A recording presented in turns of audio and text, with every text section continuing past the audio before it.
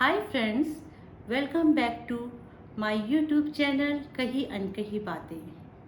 Last video में मैंने आपसे डिस्कस किए थे कैंसर के जो मुझे सारे सिम्टम थे।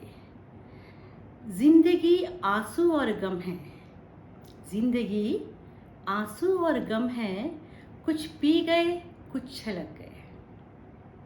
दिल्ली के बहुत बड़े हॉस्पिटल में मेरे हस्बैंड ने अपॉइंटमेंट लिया, उनसे बात करी।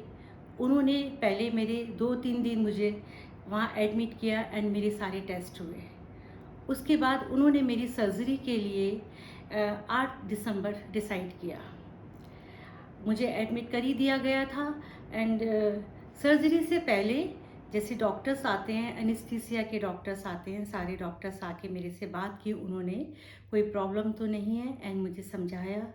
और उसके बाद उन्होंने मेरे हस्बैंड से बाहर जाके उनसे बात करी कि अगर इनकी सिस्ट जो है पहले हम रिमूव करेंगे और उसके बाद हम उसको बायोप्सी के लिए भेजेंगे। अगर उसमें कैंसर निकलता है तो हम फीमेल पूरे पार्ट्स रिमूव कर देंगे। ये बात मुझको नहीं मालूम थी। डॉक्टर्स आए, लेकिन शाम के टाइम पे अचानक मुझे हल्का सा फीवर लगने लगा एंड मेरे गले में पेन शुरू हुआ। जब मेरे गले में पेन हुआ तो मैंने डॉक्टर से कहा हल्का सा मेरे गले में पेन हो रहा है एंड फीवर लग रहा है मुझे। तो डॉक्टर ने कहा अरे आप घबराइए नहीं, कुछ नहीं है, सिस्ट है, हम रिमूव करके निकाल देंगे। मैंने कहा नहीं डॉक्टर, मैं घबरा नहीं रही हूँ, मुझे हल्का सा पेन है। लेकिन उन्होंने इग्नोर कर दिया। नेक्स्ट डे मॉर्निंग 8 बजे, 8:30 बजे मेरी सर्जरी का टाइम था। 8 o'clock सारी सिस्टर्स आईं। उन्होंने वही अपना सर्जरी से पहले जो तैयारी की जाती है वो किया और मुझको स्ट्रेचर पे लटा दिया गया ले जाने के लिए। इतनी देर में एक सीनियर सिस्टर थी, वो आई और उन्होंने मुझसे ऐसे ही पूछा कि आप ठीक हैं, आपको कोई प्रॉब्लम तो नहीं है। मैंने कहा हाँ सिस्टर, मैं कल से कह रही हूँ मुझको हल्का सा फीवर लग रहा है और मेरे गले में पेन है। उन्होंने उसी वक्त इमीडिएटली थर्मामीटर मंगाया एंड मेरा फीवर चेक किया। मुझे 102 फीवर था। उन्होंने डॉक्टर से बात करी एंड मेरी सर्जरी कैंसिल हो गई। उसके बाद मेरा सबसे पहले चेस्ट का एक्सरे किया गया, जिसमें मेरे चेस्ट में बहुत ज़्यादा बलगम भरा हुआ था, कफ था। मेरे हस्बैंड ने सारे स्टाफ को एंड डॉक्टर्स पे बिगड़ गए कि आप लोग इतनी लापरवाही कैसे कर सकते हैं। उसके बाद वहाँ मेरे को फीवर की मेडिसिन दी गई और वहाँ से डिस्चार्ज करके हम लोग घर आ गए। बड़े बड़े हॉस्पिटलों में भी बताइए ऐसी लापरवाही कर देते हैं, जबकि पेशेंट की सुननी चाहिए, लापरवाही नहीं दिखानी चाहिए। क्योंकि थोड़ी सी लापरवाही ने कितनी बड़ी प्रॉब्लम कर दी थी। तो प्लीज़ पेशेंट के अटेंडेंट को भी चाहिए कि वो पेशेंट को सीरियसली लें और उसकी बात सुने। 10-12 दिन मेरा फीवर ऐसे ही रहा एंड उन्होंने 20 दिसंबर मेरी नेक्स्ट सर्जरी का उन्होंने रखा टाइम। उससे 2 दिन पहले उन्होंने मुझे एडमिट कर दिया एंड पहले की तरह सारे टेस्ट हुए कि कहीं कोई प्रॉब्लम ना हो। आपको ये जान के ताज्जुब होगा कि जो 8 तारीख में मेरी सिस्ट 9.5 सेंटीमीटर थी, वो 20 दिसंबर में 15.5 सेंटीमीटर हो गई थी। ये बात मुझको नहीं मालूम थी, मेरे बेटे को और मेरे हस्बैंड को मालूम थी कि सिस्ट बढ़ के 15.5 सेंटीमीटर हो गई है। डॉक्टर ने कहा था 99 पॉइंट चांस हैं कैंसर के। डॉक्टर ने कहा कि पहले तो हम सिस्ट को रिमूव करेंगे एंड उसको बायोप्सी के लिए भेजेंगे। अगर कैंसर होता है तो हम ऑन्कोलॉजिस्ट टीम के डॉक्टर्स से पूरा कांटेक्ट करके रखेंगे। सिस्ट रिमूव करने के बाद हम उनको केस हैंड ओवर कर देंगे। मुझे ये बात पता नहीं थी। मुझको 20 दिसंबर में 8 o'clock वो लोग ऑपरेशन थिएटर में ले गए। वहाँ ले गए और उसके बाद मैं शाम को 7:30 के करीब ऑपरेशन थिएटर से बाहर आई हूँ। जैसी मेरी हल्की सी आँख खुली तो मैंने सामने अपने बड़े बेटे को देखा।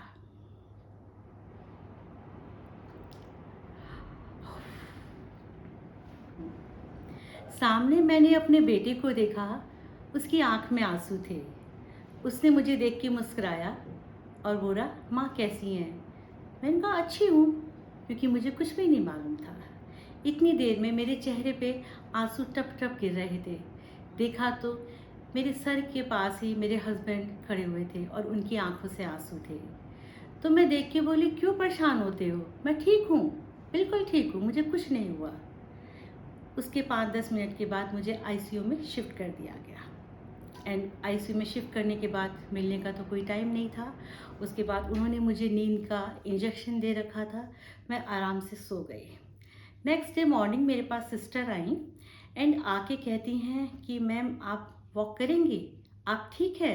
मैंने कहा हाँ मैं ठीक हूँ, बिल्कुल ठीक हूँ। तो उनका आप मेरे साथ वॉक करना चाहेंगी? मैंने कहा बिल्कुल करूँगी। मैं तब भी नहीं समझ पाई कि 4-4 पाइप मेरी बॉडी में थे, 2 राइट हैंड में, 2 लेफ्ट साइड में। 2 सिस्टर थी, एक ने लेफ्ट से और एक ने राइट से, दोनों के दोनों पाइप्स जो लगे हुए थे वो अपने हाथ में लिए और उन्होंने कहा चलिए वॉक करते। मैं उनके साथ बड़ी नॉर्मली वॉक कर रही थी आराम से और उनसे बातें कर रही थी। उन्होंने कहा वॉशरूम के लिए जाना होगा तो हम चलेंगे। मैंने कहा नहीं नहीं मैं अपने आप करूँगी, मैं ठीक हूँ, मुझे कोई प्रॉब्लम नहीं है। इतनी देर में ही जो ऑन्कोलॉजिस्ट के डॉक्टर थे जिन्होंने मेरी सर्जरी करी थी वो एंटर हुए आईसीयू में। उन्होंने मुझे चलते हुए देखा तो पहले स्माइल किया और उसके बाद पूछा कि ये कौन सा पेशेंट है। उन्होंने कहा ovary cyst cancer and bed का नाम बोला।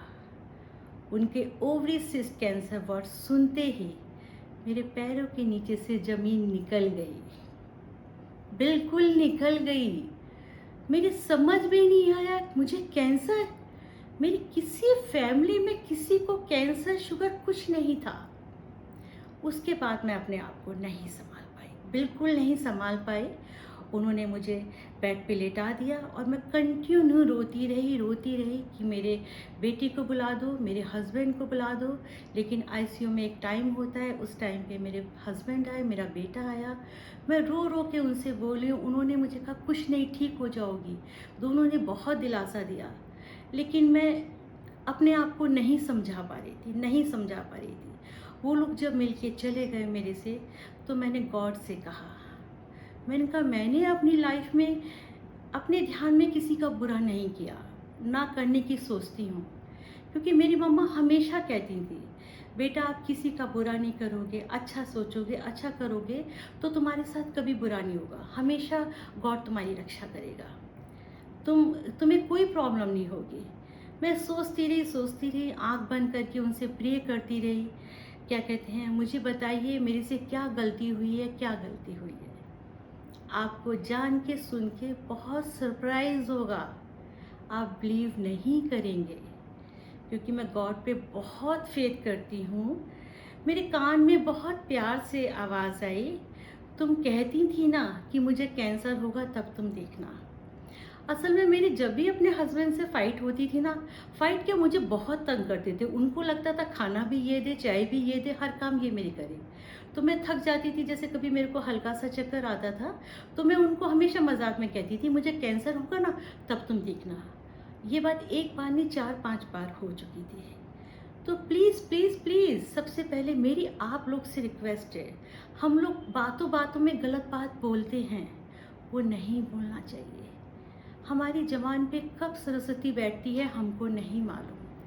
वो वर्ड जैसे ही मेरे कान में गूंजा, तुम कहती थी ना कि तुमको कैंसर होगा, तब मालूम चलेगा। मेरे को ओवरी सिस्ट कैंसर बिल्कुल प्राइमरी स्टेज का था जिसमें मेरे ऑल फीमेल पार्ट्स रिमूव कर दिए गए थे। मैं अपने आप को नहीं संभाल पा रही थी, बिल्कुल नहीं संभाल पा रही थी।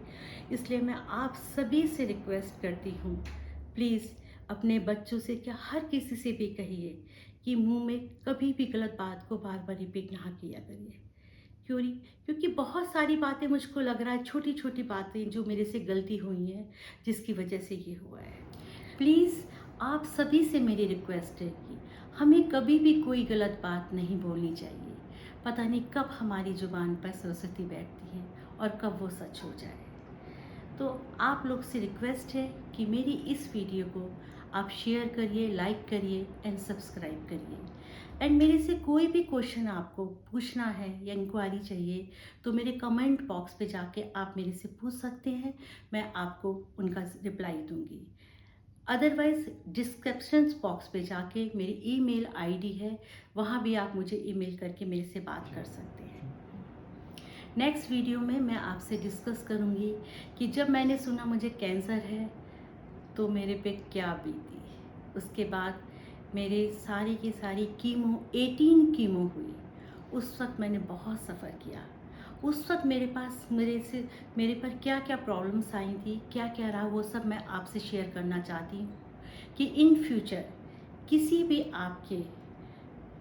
आपके संबंधी किसी को भी कोई प्रॉब्लम हो तो उससे निकलने में आपको इजी रहे। Thank you so much. स्वस्थ रहिए, मस्त रहिए। God bless everyone. Thank you.